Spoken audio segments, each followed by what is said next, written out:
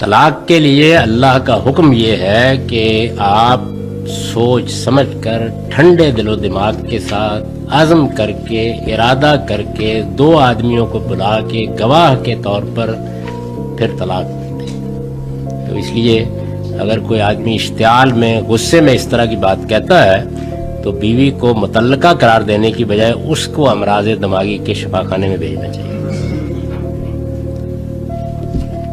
اشتعال، غصے یا اس طرح کی کسی کیفیت میں کوئی طلاق واقع نہیں ہوتی. میں اکثر لوگوں کو یہ پوچھتا ہوں کہ اگر میں اشتعال میں آ کے کسی جگہ بیٹھ کے یہ کہہ دوں کہ ہمسائے کی بیوی سے میرا نکاح ہو گیا تو ہو جائے گا؟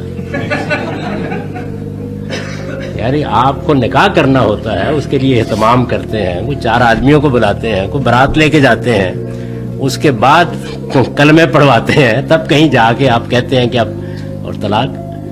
تو یہ بالکل غلط بات ہے. جس وقت کوئی آدمی ایسی حرکت کرے اس کا بیان دینا چاہیے اور اس کو پوچھنا چاہیے کہ تم نے ایسا کیوں کیا ہے، تمہاری ذہنی حالت ٹھیک تھی، تم اشتعال کے عالم میں تھے یا تم نے سوچ سمجھ کر یہ ارادہ کیا ہے.